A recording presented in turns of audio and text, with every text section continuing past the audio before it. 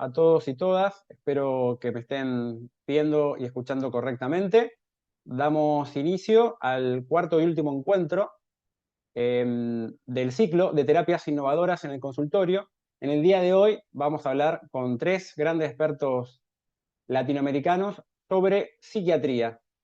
Están presentes y le agradecemos el doctor Ricardo Corral, el doctor Edilberto Peña de León y el doctor Rodrigo Córdoba. Muchas gracias nuevamente a toda la comunidad de Intramed y también a Ana Iduz y Camila, responsables del campus, que están detrás de escena. La modalidad es la habitual. Vamos a escuchar primero las tres disertaciones. Pueden ir volcando sus opiniones, además de saludos de los distintos países, y por supuesto sus preguntas para ser resueltas al final, con la particularidad de que el doctor Rodrigo Córdoba, de Colombia, se va a tener que retirar unos minutos antes, así que intentaremos que él pueda resolver las preguntas dirigidas hacia él un poco antes. Pero siéntanse libres de usar el chat, como siempre lo hacemos. Bien, entonces, bueno, en primer lugar presento brevemente al doctor Ricardo Marcelo Corral de Argentina, médico psiquiatra del Hospital Borda, docente de la Universidad de Buenos Aires e integrante de la Asociación Argentina de Psiquiatras. Posteriormente escucharemos al doctor Rodrigo Córdoba, que es profesor investigador de la Universidad del Rosario, CERSAME, director general del Centro de Investigación del Sistema Nervioso, Grupo Cisne, y director de la revista PAL. Y finalmente, el doctor Edilberto Peña de León, médico cirujano, psiquiatra y neuropsiquiatra con maestría en investigación clínica y encargado de secciones académicas en la Asociación Psiquiátrica Latinoamericana. Damos paso al doctor Ricardo Corral, a quien agradezco particularmente, que hoy de alguna manera va a ser también co-coordinador de las gestiones realizadas para este lindo encuentro. Así que, nuevamente, gracias a todos y todas. Bueno, muchas gracias Esteban por la presentación, Intramed por la oportunidad de llegar a toda la región, nuestra querida Hispanoamérica, Latinoamérica en general, y también, sobre todo, porque logramos unir a México, Colombia, con grandes amigos y grandes profesionales de la psiquiatría, especialmente hoy, que es el Día del Médico para todos nosotros. Entonces es un momento también muy especial que me encanta a poder participar y compartir con ustedes.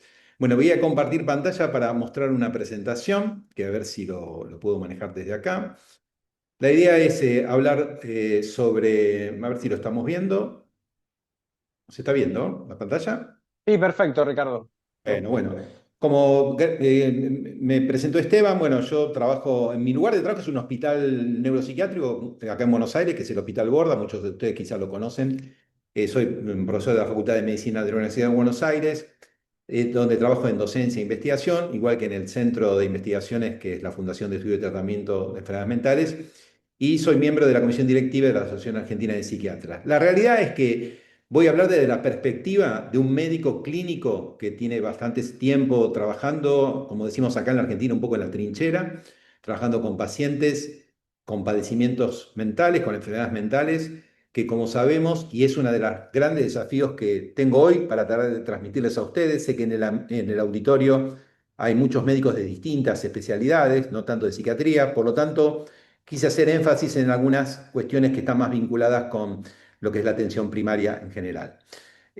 A ver si, bueno, estos son mis conflictos de interés, que en realidad no tengo ninguno para esta charla. Y la idea es hablar un poco sobre la situación de la atención de salud mental en Latinoamérica, algunos pequeños comentarios.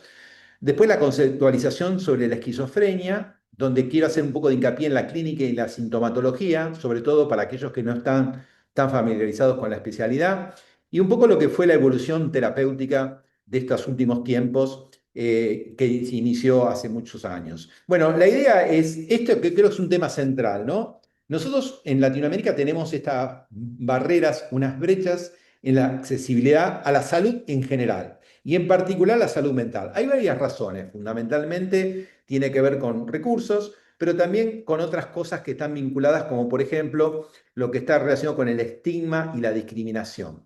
Que todo eso, como ustedes saben, no sucede con otras especialidades. Acá entiendo yo que hay muchos médicos generalistas o clínicos. La realidad es que la única especialidad que plantea más estigma y discriminación y donde hay una anti-especialidad, como la antipsiquiatría, es la nuestra.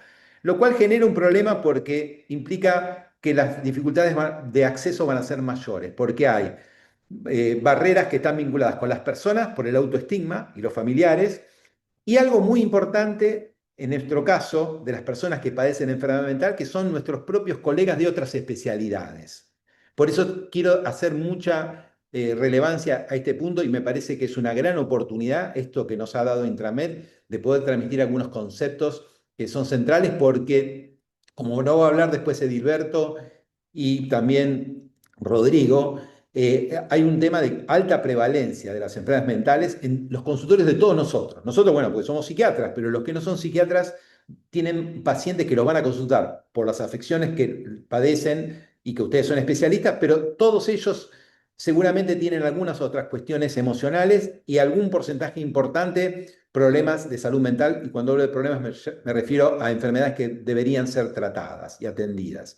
Por eso que acá dentro de las barreras y las cuestiones que están vinculadas con el acceso, hay muchas cosas que tienen que ver con el sistema de salud, pero quiero poner en primer lugar lo que nosotros podemos hacer, que tiene que ver con la acción y la actitud que nosotros tenemos frente a nuestros pacientes, de prestarle un poco más de atención a las síntomas y también a las preocupaciones y quejas de las personas que nos consultan por distintas razones, porque puede ser la oportunidad de ayudar a esa persona a que pueda tener una orientación, una interconsulta o el inicio de un tratamiento adecuado.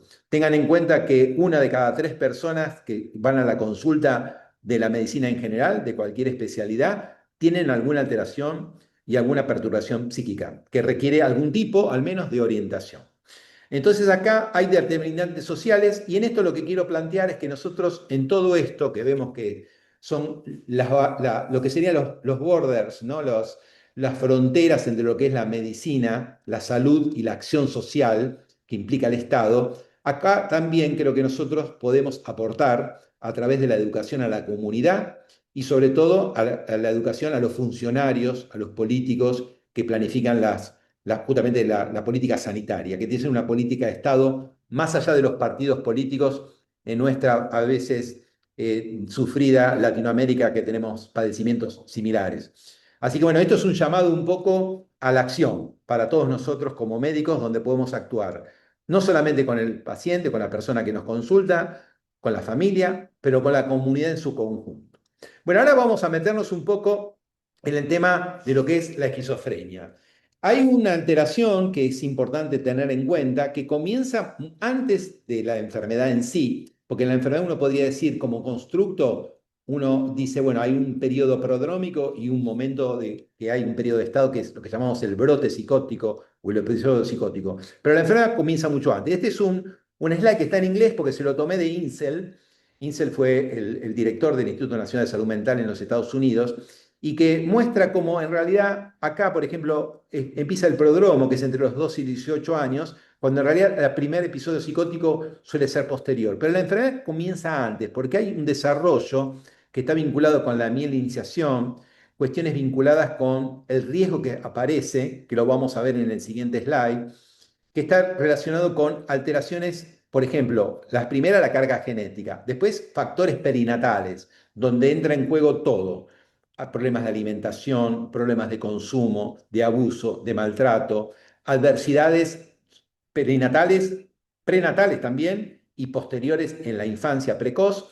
Y después aparece esto, que también está tomado de Macucho, por eso está en inglés, que es un autor que justamente plantea este tema de lo que sería ultra alto riesgo, que es donde se produce en este momento, a mí lo voy a mostrar, que es a partir de la primera infancia, para que recién después aparezca un primer episodio psicótico, ¿no? First episode of psychosis.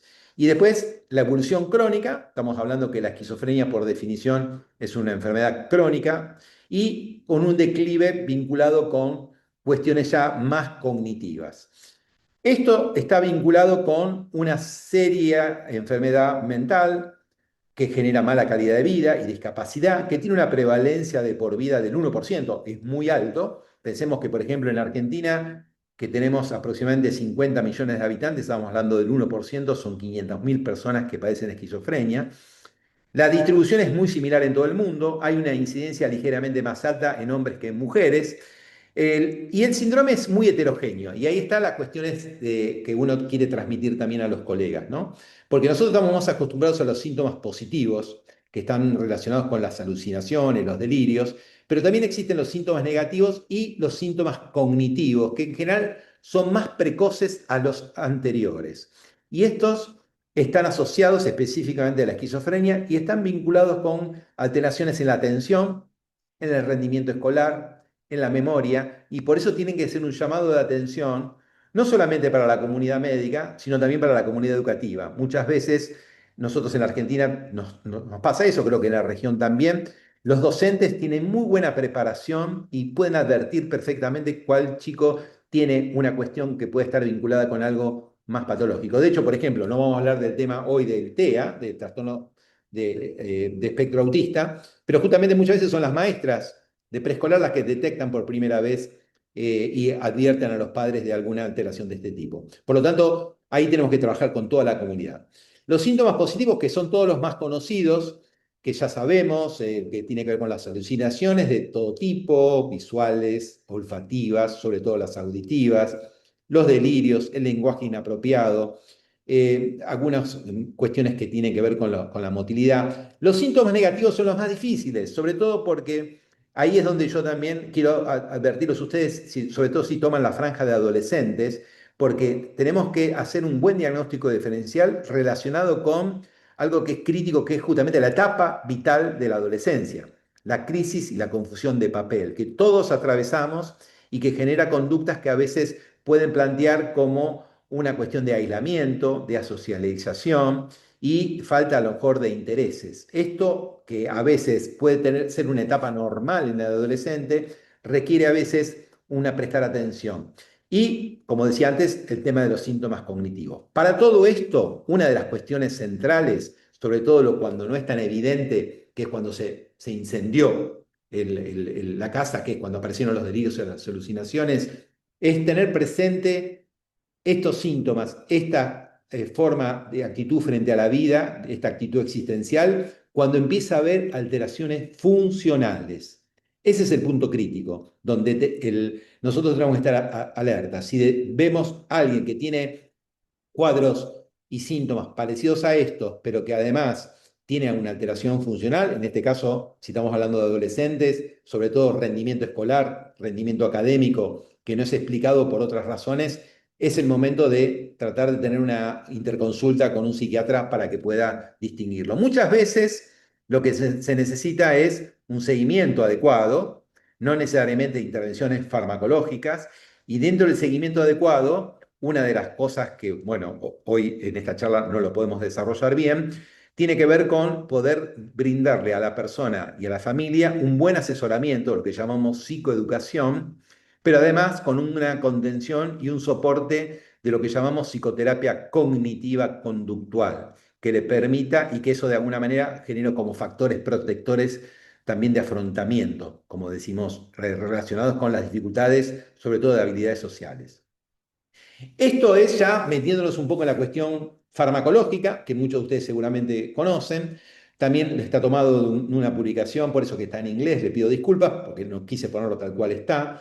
Ustedes saben que la clorpromacina ya lleva 70 años en el mercado, es de la década del 50, y fíjense que el haloperidol, que es un poquito posterior, también es de una época de casi 60 años, y tenemos a la clozapina aquí, que está puesta, yo no lo veo acá porque esta pantalla no me deja ver bien, pero acá debe estar figura en los 80, claro, figura, fíjese, figura más o menos en la línea de mediados, fines de los 80, principios de los 90, pero en realidad la molécula es de los 60. Lo que pasa que, bueno, una historia que no viene al caso ahora, que el tema de una cuestión de seguridad, por el tema de, eso sí seguramente lo saben, de los controles hematológicos para la granulocitosis, se tuvo que discontinuar y volver a aceptar con el control de farmacovigilancia activa. Lo que quiero mostrarles acá más que nada es que fíjense que todas estas moléculas que se siguen utilizando tienen muchos años y sigue siendo gold estándar de eficacia. Obviamente ha habido una evolución muy grande de la farmacología, que tiene que ver con estas que vemos acá abajo, hasta la actual, más moderna, que es justamente la que llamamos actualmente una molécula de caruna, que la comercializa Bristol Myers Squibb, BMS, que es la salomenina trospium, que es una molécula con distintos tipos de mecanismos de acción. Acá lo que vemos es mecanismos típicos como los dopaminérgicos, de bloqueo de dos, atípicos donde hay intervenciones que están vinculadas con la ratio dopamina-serotonina, y los nuevos, que sería en este caso salomina tropium, que tiene un mecanismo de acción distinto, que es los muscarínicos. ¿Qué es lo que quiero decir con esto? Que nosotros en psiquiatría, en medicina en general, trabajamos con modelos que tratamos de explicar la psicopatología, la fisiopatología, y de esa manera tener una hipótesis de tratamiento. Pero la realidad es que las eficacias no han mejorado, pero es mucho lo que podemos hacer para mejorar el pronóstico de nuestros pacientes, pero justamente esa es la razón por la cual sigue siendo dentro de la industria farmacéutica todo lo que es sistema nervioso y enfermedad mental un pipeline muy importante. De hecho, hay muchos trabajos de investigación, muchos de nosotros estamos participando en la Argentina, también en Colombia y en México, y esto es un poco lo que les quiero comentar, por ejemplo, de uno de los últimos estudios que estamos actualmente, que es un modulador de glutamato. Les comento porque hay otro modelo fisiopatológico, que además de la dopamina y la serotonina, es la modulación glutamatérgica. Y acá aparece un medicamento que no es tan nuevo, pero sí se ve que es la evenamida, como una potencial medicamento para hacer una mejoría de los pacientes que tienen una mejoría parcial del tratamiento. Esto es lo más moderno que hay actualmente, que está en estudio. Hay muchas otras moléculas.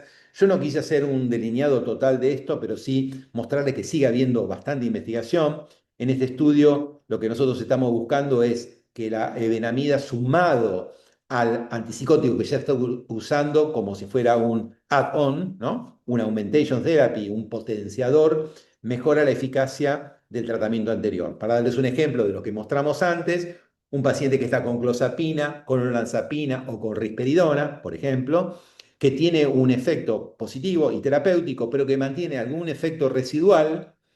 La hipótesis es con la evenamida, que ya está en fase 3, es decir, en fase 2 mostró eficacia, puede mejorar aún más eso y resolver los eventos psicóticos, fenómenos psicóticos residuales que alteran la funcionalidad. Ahora vuelvo un poquito a la cuestión de la medicina general en los pocos minutos que me quedan. Quiero hacer mucha hincapié en el tema del impacto que tiene la enfermedad mental en lo que sería la evolución de las enfermedades en general, ¿no? Acá lo que es más importante es esto. Las personas fallecen y tienen menos expectativa de vida justamente por las comorbilidades. Ningún paciente esquizofrénico va a morir por la esquizofrenia. Sí, obviamente, tienen mayor riesgo suicida las personas que padecen enfermedades mentales, ¿no? En algún momento, Edilberto y Rodrigo posiblemente hablarán vinculado con la ansiedad y la depresión, pero en la esquizofrenia también. Pero lo que reduce la expectativa de vida mucho tiene que ver con las cuestiones de riesgo cardiovascular, que aumenta por 5, los trastornos metabólicos, que son producto de dos razones. Una, la enfermedad en sí, otra, la medicación, pero fundamentalmente el tema de la enfermedad y los síntomas negativos y cognitivos que hace que la persona sea más sedentaria y tenga una mala alimentación, aparte de las cuestiones. Pero hay algo más que tiene que ver con que esa expectativa de vida se reduce 15 años menos con respecto a la población general. Fíjese la importancia que tenemos todos nosotros como equipo médico, multiespecialidades, porque cuando nosotros tenemos que evaluar a un paciente, tenemos que evaluarlo de una manera integral. Entonces, una persona que tiene un síndrome metabólico producto de medicación antipsicótica, tiene que tener una evaluación multiespecialidad para que pueda intervenir el médico especialista en nutrición, el médico general, el médico clínico, el médico cardiólogo, y de esa manera tratar de mejorar todas estas cuestiones que fundamentalmente pueden impactar en esa expectativa de vida menor, que no es solamente 15 años menos, sino también es la calidad de vida de esos años vividos. Entonces acá hago un poco un llamado de nuevo a la solidaridad, como decimos, que estas cosas son modificables y tienen que ver con nosotros, con la actitud que tenemos nosotros como médicos de estar atentos y disponibles para las personas que tienen una enfermedad mental severa, sobre todo como hablamos de la esquizofrenia, tengan la mejor atención posible del resto de las especialidades, que muchas veces no nos damos cuenta, pero los médicos que tienen otras especialidades a veces tienden a pensar que mucha de la sintomatología que tienen depende exclusivamente de la enfermedad mental y muchas cosas en realidad son comórbidas, algunas hay que trabajarlas en conjunto, pero muchas veces lo óptimo es enemigo de lo posible. ¿A qué voy con esto? Que muchas veces la medicación ayuda a que la persona reduzca su sintomatología psiquiátrica y pueda estar más funcional, pero puede tener efectos adversos y ahí es donde tenemos que trabajar en equipo y en conjunto. Entonces, en definitiva, siendo hoy el Día del Médico, tenemos que ser científicos en nuestra mente y artistas en nuestros corazones, porque la medicina es ciencia y fundamentalmente es arte, porque más allá de la estadística, tenemos una persona frente a nosotros que es diferente a todas y por lo cual tenemos que hacer estas cuestiones que están vinculadas con que es una ciencia y un arte. Por eso que la medicina es la más humana de todas las ciencias. Bueno, muchas gracias. Ahora, Esteban, pasamos a... Yo dejo Pasamos de a compartir Rodrigo. y pasamos a Rodrigo. Muchas gracias. Creo que cumplí con el tiempo que me habían previsto. Ricardo, excelente presentación. Te escuchamos, Rodrigo, que nos vas a disertar sobre la ansiedad y sus trastornos. De alguna manera, ¿por qué no vemos lo que nuestros pacientes nos muestran? Hola Esteban, hola Ricardo, hola Gilberto, hola a todas las amigas y amigos y colegas de América Latina que nos escuchan desde el Río Bravo hasta la Patagonia. Un gran gusto compartir con ustedes en esta tarde de miércoles y como ya Ricardo lo evocaba, en el Día del Médico, así como Argentina, en Colombia y supongo yo también que en México se celebra hoy el Día del Médico. Yo traigo Voy a compartir mi pantalla.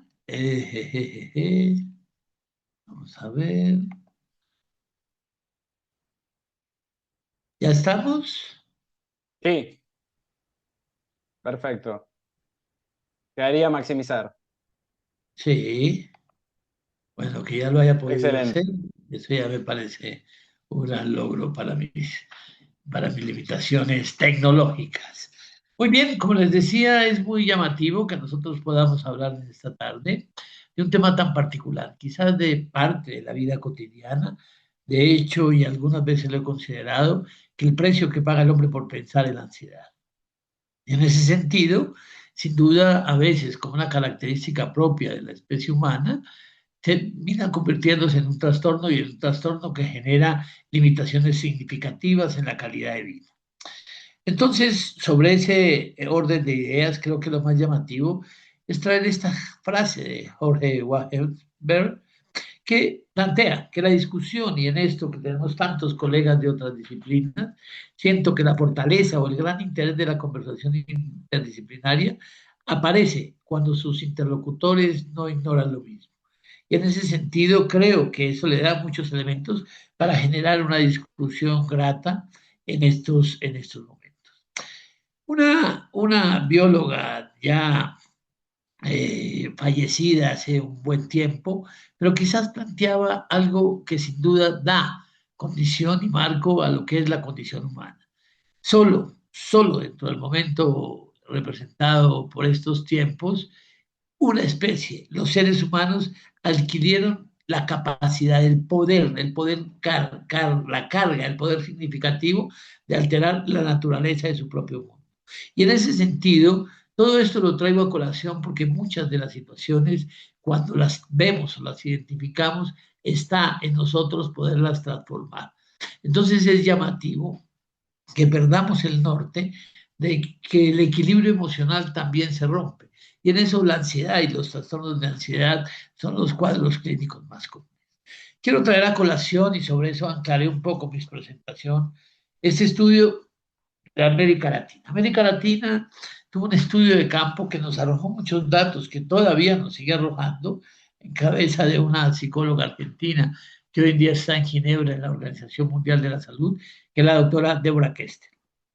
Nos dice que lo que vio en nuestra región es que el 59% de la carga de las enfermedades, es decir, cómo y de qué manera pierdo la capacidad de disfrutar las cosas de la vida, desplegar mis alas y los cruzos contra la muerte prematura, tenemos que están relacionadas con enfermedades no transmisibles, es decir, que no tienen un vector asociado. Y el 20% de esos cuadros clínicos están relacionados con trastornos mentales, neurológicos, abuso de sustancias y suicidio. Y si nosotros hacemos un foco, hacemos una mirada mucho más precisa sobre la región per se, si vemos ya no solo del río Bravo, sino incluimos aún los países del norte de América, vemos que todos nuestros países tienen unas cifras significativas en este sentido. Es decir, la carga de enfermedad en todos los países incluidos están con una media significativa de cerca de 2 años, y esto en la vida de un ser humano y un individuo significa mucho. Pero si nosotros afinamos el foco sobre la perspectiva clínica, sobre las situaciones de la expresión clínica de nuestros pacientes, vemos que sin duda, ya Beto hablará posteriormente de los cuadros depresivos y los trastornos de ansiedad, podríamos llamarle las enfermedades comunes, las enfermedades de las personas, las enfermedades que muchos de ustedes, colegas, hoy están viendo, el cuerpo está hablando, la voz de las emociones es el cuerpo y está hablando en su consultorio, y los datos estadísticos no lo corroboran y no lo muestran así de una manera significativa. Y ya teniendo esto de una manera más discriminada, vemos que la depresión tiene una significancia importante, pero sin duda los trastornos de ansiedad. Y llamo la atención que ahora Richard hablaba de lo que significa la esquizofrenia, un cuadro clínico, la gran consideración de los trastornos psicóticos, pero si ven lo que tiene que ver con trastornos mentales, neurológicos, abuso de sustancias o suicidio, es un espectro muy amplio que le termina costando mucho en la calidad de vida de las personas, y que si fuésemos capaces de pensar en ellas, de ver, de identificar, de leer lo que no vemos, de ver lo que no vemos, podríamos cambiarlo de manera notable. Sobre ese orden de ideas, sin duda, el primer planteamiento que se hace necesario es que tenemos la idea de que salud, o durante mucho tiempo, la salud estaba relacionada con la patología. Pero tener una perspectiva de salud significa mucho más cosas que no tener una enfermedad. Es tener un equilibrio, tener una ecuación que se mantenga entre la posibilidad de tener una salud física, una salud mental. ¿Y qué sería una salud mental? Es decir, la capacidad de respetar la diferencia, de identificarnos con los otros, de convivir y coexistir de una manera mucho más armónica y orientada hacia el bienestar. Y sin duda los seres humanos somos gregarios, nos hemos construido bajo manadas, y en ese sentido la posibilidad de interactuar y relacionarnos con los otros. Cuando nosotros cerramos este foco, y quizás cada vez que nuestro continente y el mundo está arrastrado por estos vientos electorales, el concepto de calidad de vida va para un lado y para el otro, sin ninguna limitación, pero la calidad de vida nosotros la vemos, y generalmente lo que más lo trae es una serie de elementos básicos, es decir, tenemos unas necesidades primarias que cuando se ven comprometidas, algo está pasando en las personas. Cuando tenemos peleas con la alimentación, una necesidad básica, o la necesidad de estar hidratados, aún el sexo, la seguridad de un techo, y sin duda esto significa elementos básicos para la existencia del ser humano. Pero cuando nosotros nos subimos de escalón, la posibilidad de relacionarnos, hay el gran reto de nuestra generación en este momento, que el mundo ya no es una pirámide, sino es un hongo, es la soledad y la posibilidad de socializar con las expectativas que nos ofrece la tecnología actualmente, de tener espacios nuestros, de ser autónomos, de vivir con gusto las cosas y de tener perspectiva, de tener norte, de tener esperanza, que será nuestro gran perspectiva. Y en ese sentido, cuando hablamos de salud mental, tenemos que tener claro de cómo los seres humanos necesitamos o vivimos. Los seres humanos somos sentimientos, conductas, y cuando esto se altera se convierten en trastornos. Entonces todos vamos a enfrentar situaciones inesperadas, situaciones impredecibles en la vida, escollos, y quien habla de salud mental es quien tiene la capacidad de enfrentar este tipo de situaciones, de metabolizar, de digerir, de manejar todas estas emociones que nos trae la vida cotidiana, que nos trae el día a día, molestias, tristezas, que no se nos cumplan nuestras expectativas, que tengamos alegrías, fracasos y amores consolidados, y sin duda vivir justo en estas expectativas. Pero esto muchas veces trae traspiés y frustraciones, y en ese sentido, pues tenemos que estar preparados. Muy bien, entrando ya un poco más, haciendo foco sobre los detalles, diríamos que, como lo decía yo inicialmente, la ansiedad es el precio que paga el hombre por pensar. Pero en términos neurobiológicos también lo vemos expresados en otras especies, y por eso diría yo que es un desarrollo etológico. Si nosotros vemos, hay formas muy primarias, muy básicas de expresar los sentimientos de alerta, de huida, pero cuando lo volvemos, lo pasamos por la corteza frontal, decimos que ese mecanismo, esa situación fisiológica per se, se convierte en un motor, en una razón de supervivencia del ser humano. Y la cosquilla que genera en las personas, es decir, esa intranquilidad, el desasosiego, la inquietud, la dificultad para afrontar la incertidumbre, el temor de que aparezca alguna amenaza externa, sin duda son los motores de la ansiedad. Entonces, lo que vemos en los seres humanos, lo que nos vemos en nosotros mismos, es estas situaciones. Todos hemos sentido un momento de ansiedad con mayor o menor severidad, el estarnos aprensivos, el tener una respuesta desproporcionada frente a algún tipo de amenaza que a veces magnificamos, y la inquietud, el desasosiego que nos ocupa sobre los días.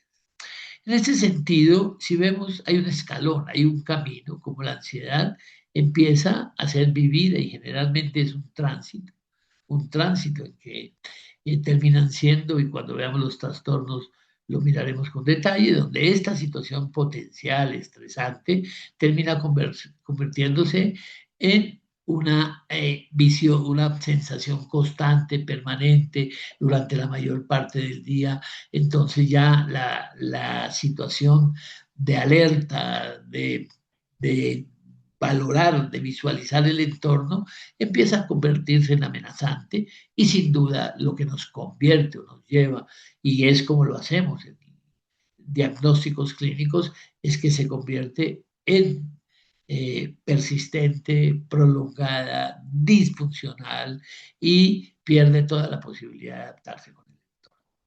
Entonces, hay formas distintas de lo que vemos en la práctica clínica. Vemos como la sensación de lo que siente el sujeto, es decir, de que su sensación va aumentando, como que esta tensión, como que no le cabe el cuerpo en el cuero, como me decía un paciente, empieza a sentirse que no está cómodo con sus situaciones, está sobreexcitado, está plenamente preocupado de manera significativa. Hay situaciones más objetivas en el sujeto, es decir, el cuerpo hablando, el cuerpo gritando en muchas de las ocasiones, taquicardia, procesos de vasoconstricción, aún compromisos en la pupila, que lo vemos cuando alguien está supremamente ansioso, y ya situaciones mucho más clínicas como el insomnio, la situación de temblor cuando encontramos molestias. Pero lo vemos muchas veces en el rostro, y hay elementos fisiológicos que lo expresan de esta manera. Muy bien, hay varios síntomas, como les decía, pero quizás llamo la atención con esta lámina, es como algunos de los sistemas que están más comprometidos con el simpático, todas las molestias gastrointestinales, muchas veces tienen un componente ansioso, así existe una situación de base, las molestias relacionadas con todo el espectro cardiovascular, y sin duda sensaciones como la sequedad de boca, todos lo hemos experimentado en algún momento de nuestra existencia. Y lo que es los síntomas psicológicos, que ya los habíamos mencionado anteriormente, pero quizás cuando vamos subiendo de escalón, esos golpes en la puerta, esos golpes en la mesa, esa situación de impaciencia, de no tolerar que vamos conduciendo y terminamos riñendo por cualquier situación cotidiana, son señales de que algo está sucediendo y nos volvemos mucho más perspicaces e intentando encontrar la señal de algún tipo de amenaza en este sentido. Y esto es otra de las quejas recientes, Richard ya había hablado de psicosis, se nos olvida lo cognitivo, es decir, lo que traemos como carga biológica, lo que aprendemos y cómo lo usamos. Entonces en las personas empezamos a ver y muchas veces nos reflejan por un problema de memoria, Beto podría hablar de esto, que es un conocedor del tema por su formación neuropsiquiátrica, que hay dificultades para concentrarse y muchas veces se expresa en problemas de memoria y cómo y de qué manera termino yo sobrepensando, como lo dicen los pacientes. Y miren que cuando a alguien le da le toma una idea, muy seguramente esto es lo que está sucediendo. Está viendo que algo va a suceder, siempre algo va a suceder, hay una deformación de un tono oscuro, pesimista, catastrófico de los hechos que lo rodean.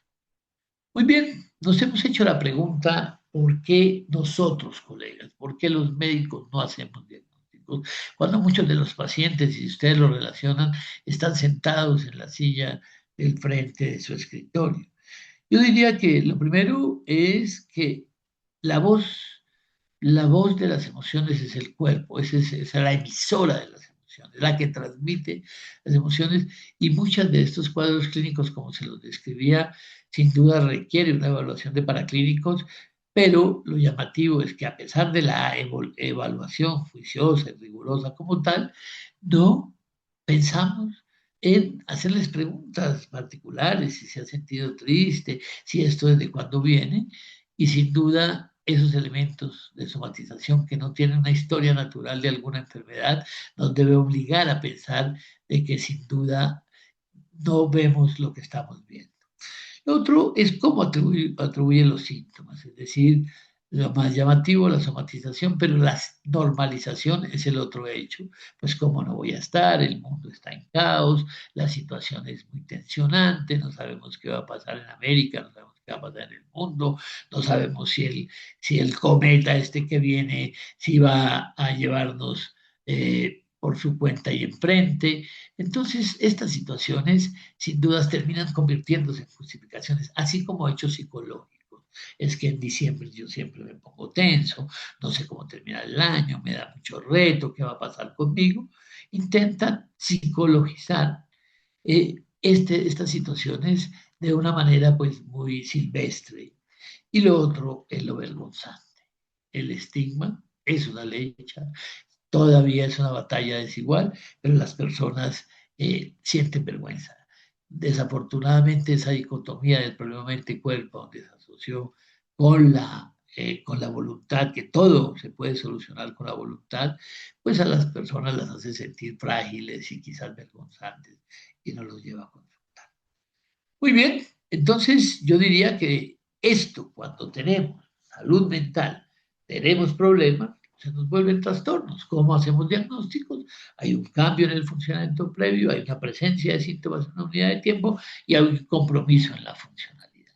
Y sin duda los trastornos de ansiedad, cuando se convierten en un trastorno, terminan siendo un problema mayor, un problema mayúsculo, porque aparecen muy temprano, pero las personas lo ocultan, lo manejan, lo intentan amalgamar, se conviven mucho tiempo con ellos, algunos mueren con ellos, aumenta o favorece, es uno de los factores de riesgo más significativos para otras patologías y muchas veces el alcohol y las sustancias psicoactivas terminan siendo las moléculas que nosotros formulamos prescribimos, pero las personas los compran en los supermercados o en las esquinas callejeras y ese se vuelve en el psicofármaco que se usa empíricamente y por eso tenemos muchos pacientes de ellos con trastornos por abuso de sustancias. Muy bien, entonces cuando esto se convierte en un trastorno, yo diría, y ahora Hilberto hablará, hay un gran techo que es los trastornos del afecto, y los trastornos del afecto los podemos medir en cantidad, que son las depresiones, y en ansiedad, cualitativamente en la ansiedad. Y dentro de los trastornos de ansiedad, la característica, el eje nuclear, lo pivotal, es esa sensación de ansiedad que todos experimentamos en algún momento por llegar a tiempo, porque enfrentamos una situación cotidiana, pero se vuelve persistente, duradero y disfuncional. Y hay trastornos, un variopinto de trastornos que los voy a mencionar muy rápidamente. Estos son los más comunes en la fobia social, ahora le decimos trastorno de ansiedad social, pero he dejado el nombre para hacerlo más rápido. Este quizás es el primero, los colegas que ven urgencias que nos están oyendo en esta tarde, en esta vespertina ya en el sur. El trastorno de pánico tiene una característica fundamental, es la sensación inminente y peyorativa de muerte, es decir, de un momento a otro, de un momento inesperado, súbito, es la sensación de que algo va a suceder. Y lamentablemente se acompañan de síntomas somáticos muy dramáticos, porque es la presión precordial, la taquipnea, la sensación de ahogo, muchas veces dolores irradiados hacia el brazo izquierdo, que trae una serie de manifestaciones emocionales, demanda persistente, atiendan pronto porque me voy a morir. Y sin duda, la pregunta crucial, quizás en esas personas, cuando los paraclínicos que se hace necesario descartar si tiene la sensación inminente y peyorativa de muerte o el temor a enloquecer. Es decir, que va a perder el control y va a terminar en una institución psiquiátrica de una manera mágica, es visto de esta manera y sin duda es un cuadro clínico que se presenta con mucha frecuencia en urgencias y lamentablemente no vemos lo que vemos porque termina con una serie de pruebas paraclínicas intentando demostrar lo que no vamos a encontrar. El otro gran cuadro es el trastorno de ansiedad generalizada, es decir, esa ansiedad y preocupación excesiva por la vida cotidiana que generalmente tiene ocupa la mayor parte del día, si los hijos salen, si la situación del país, si el esposo va a perder el trabajo, siempre entenderá, pero si comparamos los dolores, hablamos de que la ansiedad, el ataque, el trastorno de pánico es como el dolor de muela, como decimos nosotros, de los dientes, y el trastorno de ansiedad generalizada es como el dolor crónico. Es un dolor más larvado, más subyacente, pero quizás la característica central es la preocupación excesiva por los hechos cotidianos. El trastorno de ansiedad social lo llamaban adelante fobia social y personalmente, seguramente Ricardo, Beto, muchos de los colegas que nos están oyendo han visto carreras frustradas por los trastornos de ansiedad social. Es el temor a exponerse en público, es el temor a que sea visto, que sea observado por el externo. Generalmente el hablar en público, el comer en público, el escribir en público es la causa más significativa. Hemos visto situaciones frustradas, situaciones, carreras, vidas frustradas por un trastorno que seguramente si buscara ayuda tendría muchas más posibilidades. Y este cuadro clínico que se reúne y se vuelve a veces anecdótico, porque los diarios que no están en el mundo académico, pero lo registran, es como el temor a los espacios cerrados, algunas personas no tienen temor a viajar en avión y por eso es que ustedes ven que hay un bar al frente antes, ahora ya más retiradito de la puerta de cada sala de abordaje, que era la manera como se abordaba. Pero así hay un sinnúmero, el temor a los arácnidos, las fobias a las alturas, en fin, una gran cantidad de situaciones en este sentido. Habría dos cuadros clínicos que no me van a tener, que es el trastorno de estrés postraumático de un evento que ha sucedido como tal y que envuelve las áreas de funcionamiento, y un capítulo que salió que deben estarse preguntando, que es el trastorno obsesivo compulsivo. ¿Qué tenemos? Tenemos una amplia gama de medicamentos. Quizás lo que nosotros tenemos y hacíamos antes y hoy en día entendimos que no era que apagábamos el incendio. Apagamos el incendio generalmente con benzodiazepinas, actúan muy rápido, son inmediatas, generalmente usamos de vida media, intermedia o larga, la usamos por un tiempo e iniciamos inhibidores de recaptación de serotonina o de recaptación de serotonina noradrenalina, pero paralelo con las benzodiazepinas y las retiramos posteriormente. Hay unas líneas de evidencia más bajas, como la cementazapina, los viejos pero todavía útiles inhibidores de monoaminoxidasa, y en ocasiones de cuadros muy severos usamos antipsicóticos a baja dosis. Y las experiencias emocionales correctivas, es decir, la psicoterapia. Ningún medicamento le cambia la vida a nadie, entonces la posibilidad de escuchar, de verbalizar, de decir cómo qué siento, cómo lo estoy viviendo, porque todos viviríamos nuestra ansiedad de manera distinta y de manera particular. Entonces, desde eh, todos los elementos básicos de la relajación, la meditación, el ejercicio que es la primera línea en cualquiera de los trastornos, aún los desarrollos con yoga, pero nosotros en nuestra formación tenemos muchas formas de psicoterapia, es decir, cognitivo-conductual, ya Ricardo se menciona en esto, pero igual muchos de estos procesos, desde el espectro de la cognitivo-conductual hasta la dinámica y una serie de grises en este sentido. Entonces, sin duda, las enfermedades mentales, los trastornos de ansiedad, no los vemos y tienen una prevalencia significativa, aparecen muy pronto, duran en el tiempo y quizás le podríamos cambiar la vida a las personas si lo somos capaces de detectar temprano e intervenir de manera precoz. Muy bien, yo hoy decía que la calidad de vida, la calidad de un hombre para vivir está sujeta a muchas influencias. Es decir, somos distintos, que difieren cualitativa y cuantitativamente en cada uno. Y aún en la misma persona, en cada individuo puede variar de un momento a otro. Eso es la salud mental. Yo diría que por eso no hay salud sin salud mental. Muchas gracias. Muchas gracias, Rodrigo. Los invitamos a los asistentes a que vuelquen sus preguntas antes que se retire nuestro colega colombiano. Damos paso a Dilberto, que nos va a actualizar un poco sobre el gran tema depresión. ¿Qué tal? Muy buenas tardes. Muchas gracias por la invitación y a mis colegas por la calidad de las presentaciones que me antecedieron. Como bien decía Esteban, bueno, felicidades por el Día del Médico en sus países. Aquí en México no es Día del Médico, pero bueno. Y me toca hablar de las actualidades en el manejo de la depresión para primer contacto. Aquí está un poco de mi hoja de vida y de mi conflicto de intereses. Y fíjense, esta es una campaña que se hizo en Australia a principios de los años 2000 para ver dónde andamos parados en el estigma, como bien hablaba Ricardo, en las enfermedades mentales. ¿Por qué a alguien que tiene cáncer no le decimos échale ganas, ¿no? Y letras chiquitas, a alguien que tiene depresión sí se lo decimos, un poco en el sentido de reconocer y tener conciencia de la depresión como una enfermedad y no como un trastorno de carácter, con una prevalencia grande, 4% de la población mundial, en los últimos cálculos no son 280, son 350 millones de personas alrededor del mundo, 700,000 suicidios por año. Como vamos a ver un poquito más adelante, una de las principales, si no es la peor causa de discapacidad, con mucho costo directo, pero más el costo indirecto que esto genera, con esquemas farmacológicos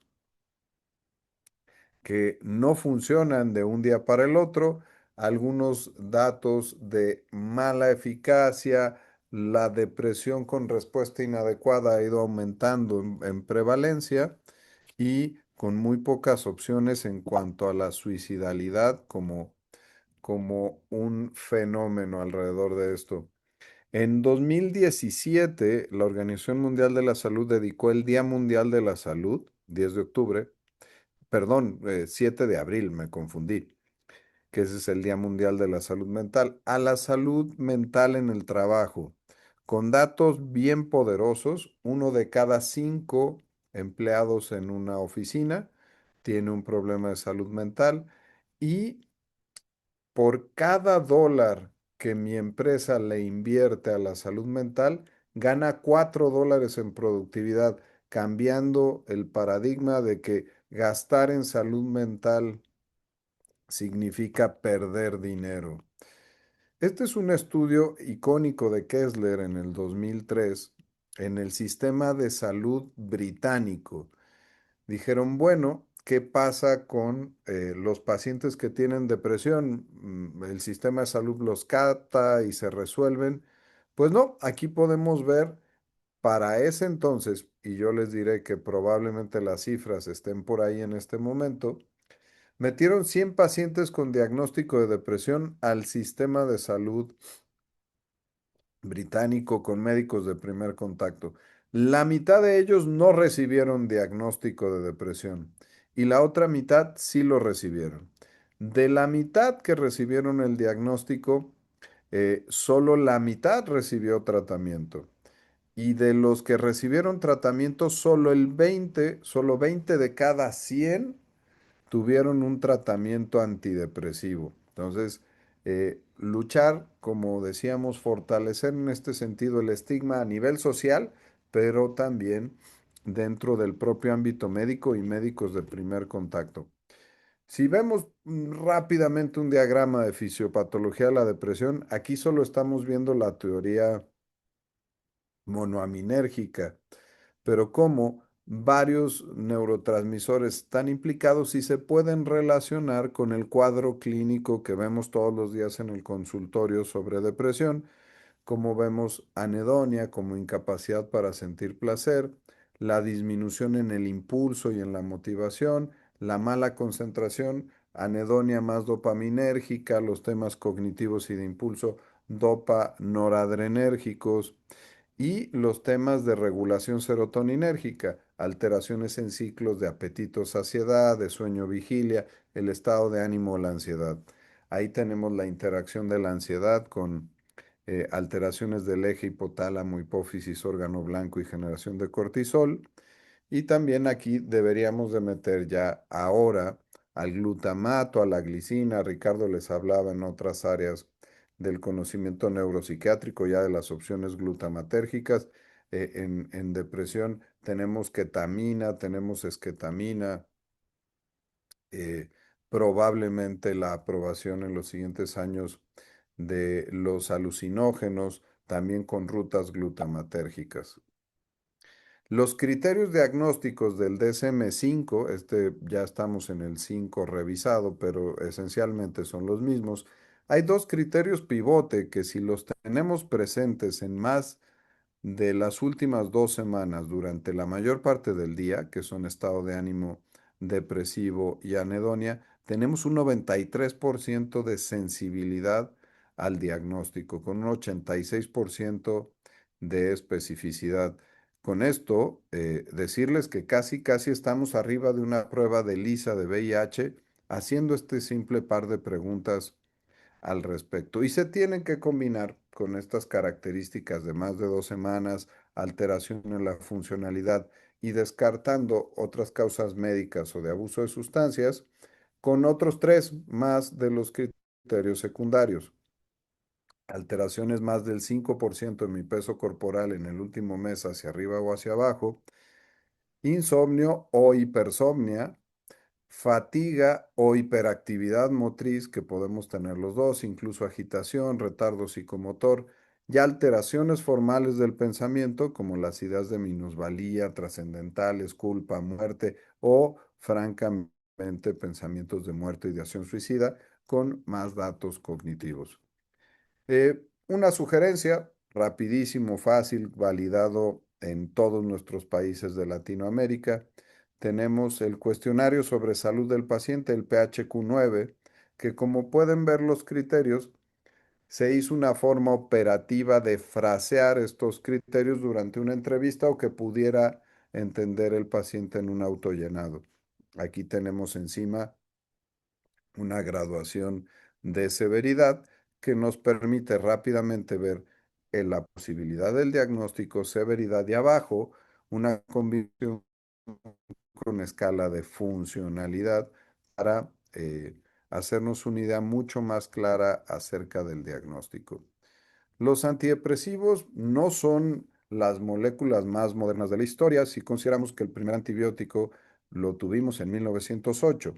En 1950-58 tuvimos a los primeros antidepresivos que fueron los tricíclicos que tenían este trabajo monoaminérgico, pero tenían suciedad en tocar receptores antihistamínicos, receptores alfa-adrenérgicos y receptores colinérgicos.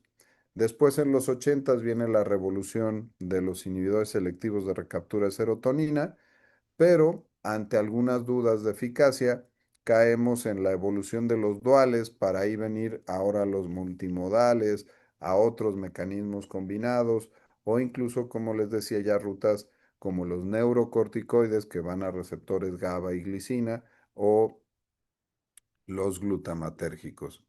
Si hacemos un diagrama en el tiempo, primeramente los tricíclicos, de ahí nos fuimos a los inhibidores de la monoaminoxidasa. Sírvase el espacio para decir que son medicamentos de especialidad, eso sí, no son de médico de primer contacto, por la dificultad de combinar y el monitoreo que tenemos que hacer de ellos, sobre todo de la presión arterial. Luego, una familia que no tuvo mucho éxito, que fueron los cuatricíclicos, para llegar en los 80 a los 6 inhibidores selectivos de recaptura de serotonina, fluoxetina, paroxetina, sertralina, citalopram, citalopram y fluvoxamina.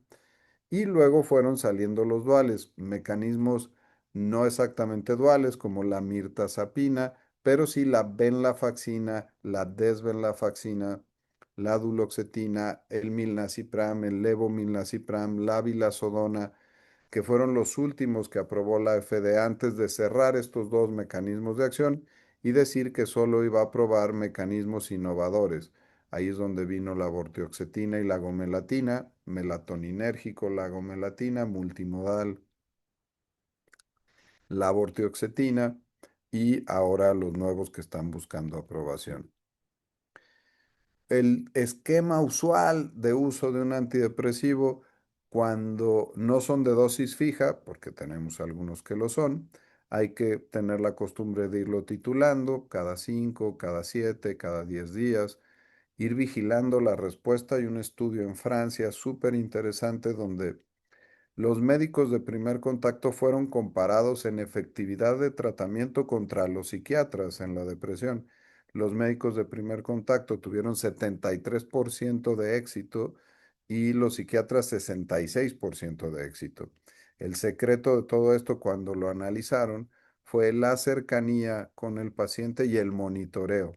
Por eso, estar al pendiente, aumentar las dosis. Ahorita les voy a enseñar un esquema que se llama optimización temprana y ser pacientes con cierta prudencia porque no vamos a ver efecto de un día para el otro. Si lo queremos ver con esta especie de velocímetro, desde lo muy serotoninérgico hasta lo muy dopaminérgico en mi extrema izquierda, los síntomas más serotoninérgicos, y con esto orientarles un poquito cómo tomamos la decisión a la hora de una prescripción. Ánimo depresivo, culpa, irritabilidad, hostilidad, fastidio, sensación de soledad son muy serotoninérgicos que se van a ir moviendo a los noradrenérgicos generalmente de afectación cognitiva, atención, concentración, funciones ejecutivas. Para los muy dopaminérgicos, que sería ya la anedonia, la pérdida de espontaneidad, de poder prever el disfrute y de menos confianza en uno mismo. Y si eso lo traducimos a dónde quedan entonces ubicados los diferentes antidepresivos que podemos contar en el arsenal, los tendríamos que ver de esta manera, ¿no? Los amarillos en su parte muy serotoninérgica, la parte morada en cómo tienen este componente noradrenérgico y los muy dopaminérgicos como la gomelatina o el bupropión y en medio, como pueden ver, a la vortioxetina en este mecanismo multimodal. Esto es lo que les comentaba, la evolución de ahora, lo que se conoce como tratamiento con optimización temprana. La línea verde es la respuesta maravillosa que podemos tener con un paciente, la amarilla y la gris alguna intermedia y la negra una respuesta inadecuada. A la semana 2 tenemos que ver un 20% de mejoría, si no, tenemos que empezar a dudar que algo no anda bien. A la semana 4 tenemos que ver un 50% de mejoría. Si eso no es así, pero estamos dentro del 20 al 50% en la clinimetría, tendríamos que evaluar entre ser prudentes y esperar un poquito o empezar a potenciar a la mayor dosis o pensar en esta optimización de tratamiento que es cuando utilizamos algunas moléculas no antidepresivas como los antipsicóticos atípicos, como el metilfenidato, la hormona tiroidea, el carbonato de litio, algunos otros que están por ahí, para poderse utilizar en esta potenciación. Si, como ven en la línea negra, la semana 4 no tengo ni el 20% a la semana 4, ese tratamiento no está funcionando. A la semana 6 tenemos que tener el 75% de mejoría en nuestros pacientes para que a la semana 12 ya estuviéramos con una recuperación funcional completa de nuestra población. Este es un extracto de la gráfica principal de las guías CANMAT de 2023, finales 2023, que es la última guía de un lugar súper reconocido sobre depresión. No, quité de manera propositiva la parte de los antidepresivos que ya hablamos. Cuando no funcionan, hay que pensar en cambiar a un nuevo antidepresivo. Si ya utilicé de una familia, probablemente pensar en cambiar a otra. Si decido poner una potenciación, antipsicóticos de tercera generación, luego pensar en los de segunda generación, el bupropión como aditivo a mi primer tratamiento antidepresivo, glutamatérgicos como esquetamina o ketamina, hormona tiroidea, modafinilo, y en tercera línea, los tricíclicos, la lamotrigina, el pramipexol, que es un antiparkinsónico. Y fíjense, interesantemente esta flecha, desde la parte de switchar o de hacer potenciación, donde ya tenemos a la neuromodulación, estimulación de corriente directa, estimulación magnética transcraneal, en su caso, terapia electroconvulsiva, estimulación del nervio vago, como mecanismos ya probados para ese momento donde me está fallando un primer tratamiento antidepresivo. Hablarles escuetamente de la neuromodulación, tenemos mecanismos invasivos como la estimulación cerebral profunda y mecanismos no invasivos como el estimulador de corriente directa, pueden verlo aquí en el centro, la colocación de un ánodo y un cátodo con 10 miliamperes de energía eléctrica, pero así cerramos el circuito y producimos cambios considerables. La estimulación magnética transcraneal, donde la bobina de pulso magnético tiene más de 1.5 teslas y me penetra alrededor de 5 centímetros dentro del cráneo y puedo hacer modificaciones corticales y subcorticales y algunos otros mecanismos que están por ahí en auge. No se nos olvide, y el, el simposio se llama Actualidades en Depresión, la mesa, pero la medicina de estilo de vida la pongo como actualidad porque ya la debemos de recetar en nuestras prescripciones de salud mental. Lo pongo como actual porque las evidencias no son de hace poquito tiempo, son mucho más recientes. Pero pensemos que tener el estilo de vida adecuado para tratar bien al cerebro en la depresión representa un 30% de efectividad en nuestros manejos.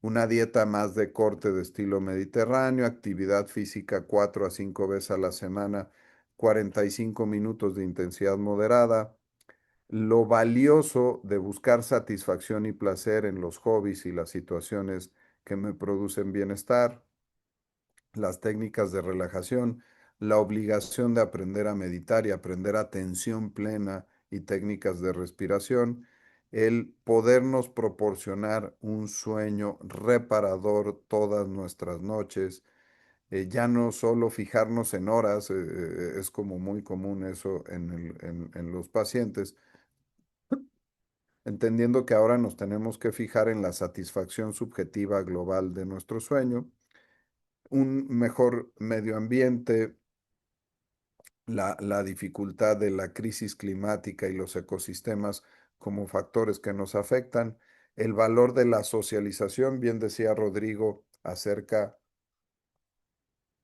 de la epidemia de la soledad y que eso nos impacta duramente en la salud mental, las mascotas y su funcionalidad y una vida lo más libre posible de algunas sustancias estimulantes. Entender el papel de las psicoterapias. Hay más de 30 escuelas de psicoterapia, no se manda aleatoriamente al paciente a cualquier psicoterapia. Si vamos a usar una, hay que centrarnos en las que han demostrado efectividad. Si hablamos de depresión, cognitivo-conductual, racional emotiva, terapias centradas en el yo, componentes psicoanalíticos, gestal, no son para episodios depresivos, son para otras situaciones. Y como les decía, dejarles esa espinita de que hay que prescribir las psicoterapias. Y ya por último, y con esta diapositiva quiero terminar, el que seguro ustedes como médicos de primer contacto tienen actualización en otras áreas del conocimiento médico y desde hace tiempo les hablan de la cardiología de precisión, de la neumología de precisión.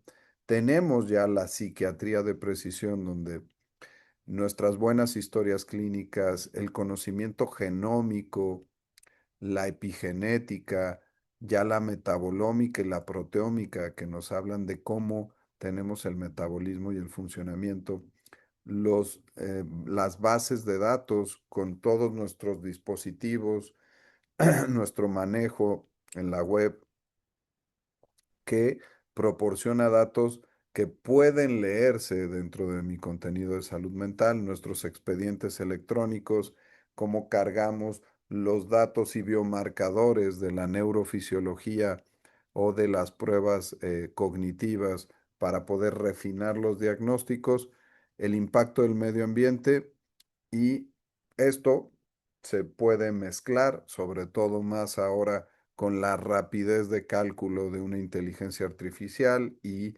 la interpretación de algoritmos para poder cada vez hacer mejores trajes a la medida dentro de la salud mental.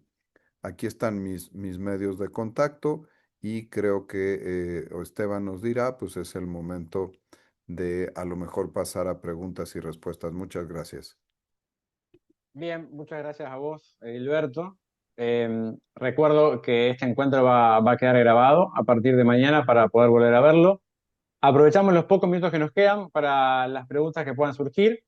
Todo el televidente, una primera pregunta para cualquiera de los tres sobre el rol de, estando presentes tantos profesionales de la clínica médica y la cardiología, el rol, la participación de la salud cardiovascular, ya sea como factor de riesgo, un poco lo comentaba Ricardo, vinculado a la psicosis, o también cuando uno habla de ansiedad como diagnóstico diferencial entre en presentaciones agudas y posibles síndromes coronarios agudos.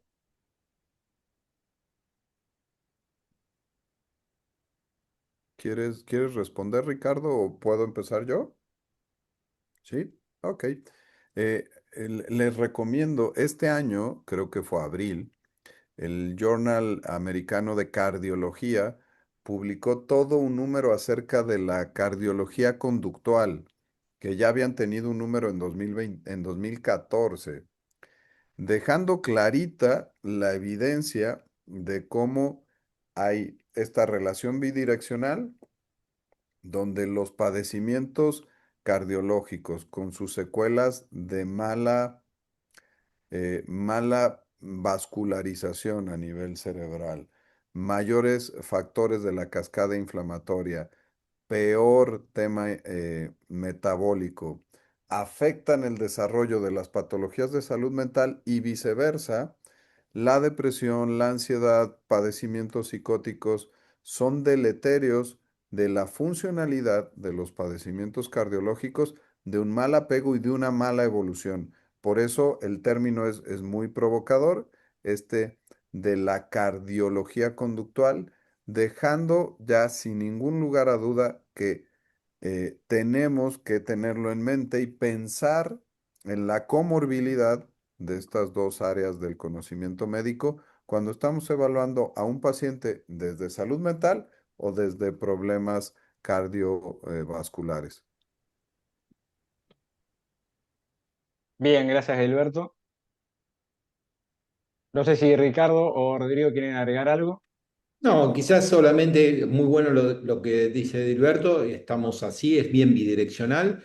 Simplemente también tener en cuenta que muchas veces los fármacos que utilizamos nosotros pueden producir alguna alteración sobre todo en la repolarización ventricular y el tema del QTC, que es algo que nosotros prestamos mucha atención y es un general algo que es importante hacer un basal de cada paciente previo a indicar un fármaco para después hacer un buen seguimiento en breve, en corto plazo viendo justamente los antecedentes. Pero aunque el paciente no tenga antecedentes, muchas veces los desconocemos y el paciente también, tenemos que hacer ese control que es una buena práctica médica. Perfecto, Ricardo, me parece muy importante esa aclaración. Evaluar siempre algo minorizado de las interacciones medicamentosas, que creo que hasta hoy incluso pasa mucho con la suplementación, que no se pregunta, no se interroga sobre suplementos y si están tomando alguna enfermedad, algún psicofármaco. Bien, una pregunta de alguna manera combinada de lo que va volcando en el chat. Algunas de las preguntas hacen referencia al uso de cannabis medicinal, hacia hay alguna actualización en lo que es prescripción a nivel pediátrico, infantil, y también precauciones o consideraciones en lo que es embarazo y lactancia, de estas tres grandes patologías que hablamos hoy.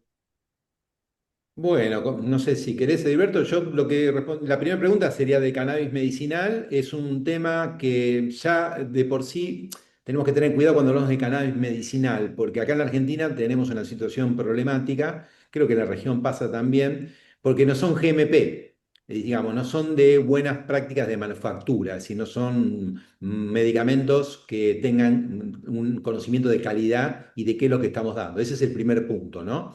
Que al menos es lo que pasa acá. Y después las que son farmacéuticas, que tienen la pureza y la calidad del medicamento que uno espera, estamos hablando de CBD. Piensen que el cannabis tiene más de 200 o 300 componentes que son incluso psicoactivos. Entonces es complejo hablar del cannabis. Sí podemos hablar del CBD o del THC, y la realidad es que ninguno ha demostrado, no hay evidencia absoluta de que tengan algún beneficio para los cuadros depresivos o ansiosos. Al revés, lo que suele pasar, consumo de marihuana en general o de cannabis en particular, pueden agravar los síntomas ansiosos y los síntomas, incluso con síntomas psicóticos, producto de que incluso hay nuevas generaciones de plantas de cannabis que tienen mucha más potencia de THC y por lo tanto son mucho más peligrosas.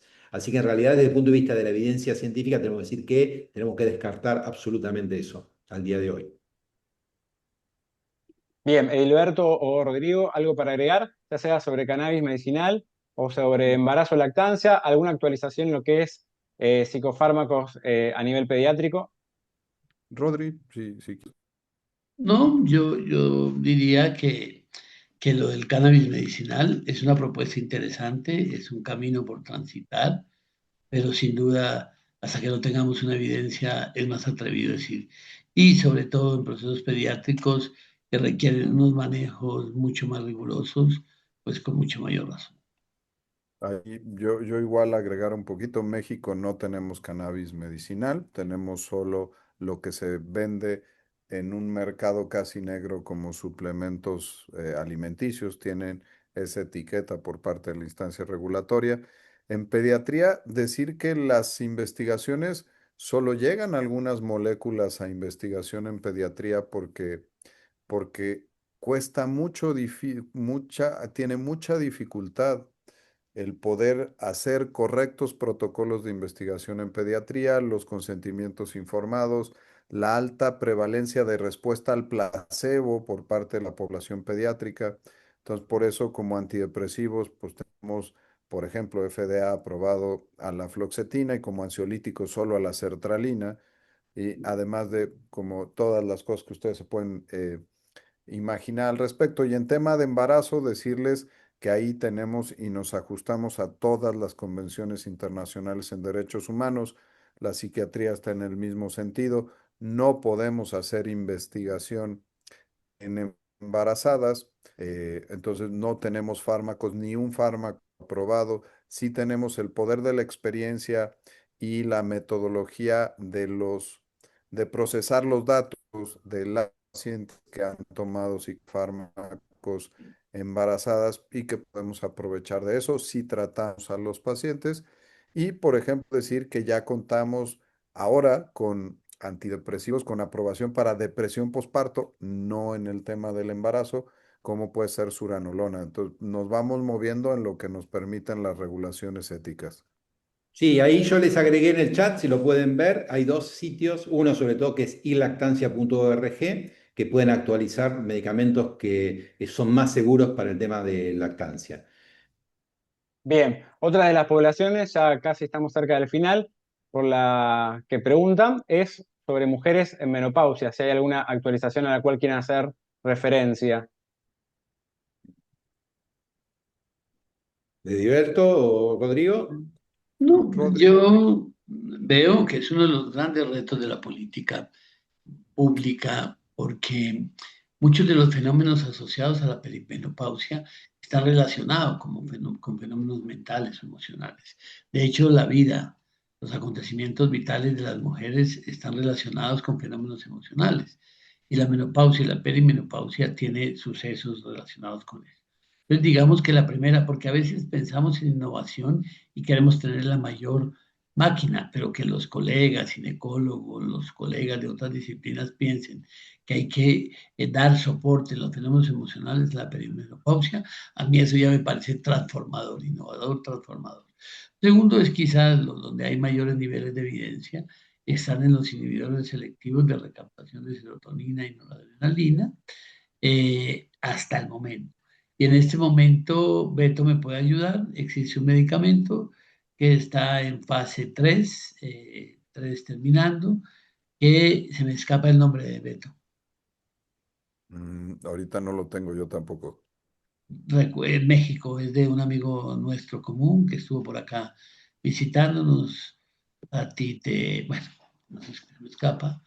Y ahí es una preocupación grande, sobre todo por la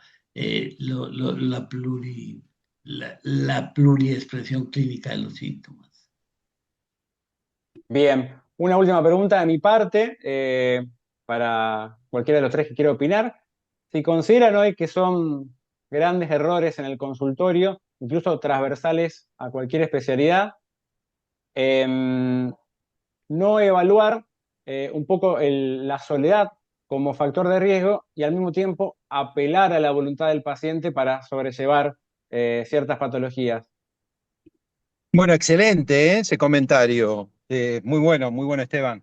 Justamente una de las cosas más importantes para la salud mental, además de todo lo que estuvimos diciendo, es el tema de las relaciones y los vínculos saludables, las relaciones humanas. Así que esto es fundamental y es lo que pasó justamente en la pandemia, que generó después, posteriormente, una cascada de lo que llamamos después la cuarta ola, que fue la pandemia de salud mental. Así que excelente tu comentario, Esteban, tal cual. Bien, Edilberto, Rodrigo o Ricardo, ¿algo más que quieran comentar, agregar antes del cierre? Un saludo a todos, una alegría y donde nos corresponda, feliz Día del Médico. Creo que hacemos una tarea significativa. Ser compasivos, intentar aliviar el sufrimiento y ser empáticos, no debemos perder ese norte nunca y tener la capacidad de comunicar a los pacientes, a quien que si mañana seremos también nosotros, de lo que está pasando y cómo les podemos ayudar es muy importante. Por eso pienso que a veces no vemos lo que vemos. A mí me gustaría cerrar con el, y lo decíamos un poquito en la charla, con el tema de que la gran masa de los padecimientos psiquiátricos más frecuentes, depresión, ansiedad, tienen que ser vistos por médicos de primer contacto, incluso numéricamente los psiquiatras no alcanzamos para la masa de estos y que los padecimientos complicados, recidivantes, con comorbilidades, serían los que serían motivo de referencia, pero animarlos a que es parte fundamental como tratar enfermedades metabólicas, el que los médicos de primer contacto estén ahí para poder ayudar a los pacientes en los primeros episodios de estas patologías. Perfecto, Y el gracias, Gilberto. sí, el concepto final que yo quiero transmitir es que una de las cosas que tenemos que enarbolar es la bandera también de la formación y la comunicación a la sociedad en su conjunto, porque de esa manera vamos a permitir con una sociedad mejor informada que pueda tener mejor acceso a la salud y hacer de esa manera una sociedad mejor. Muchas gracias por la atención a todos ustedes y les deseamos un buen fin de año también, que ya estamos cerca de la fiesta. Bien, nos sumamos al saludo y obviamente feliz Día del Médico para todos y todas y hasta el próximo encuentro. Gracias.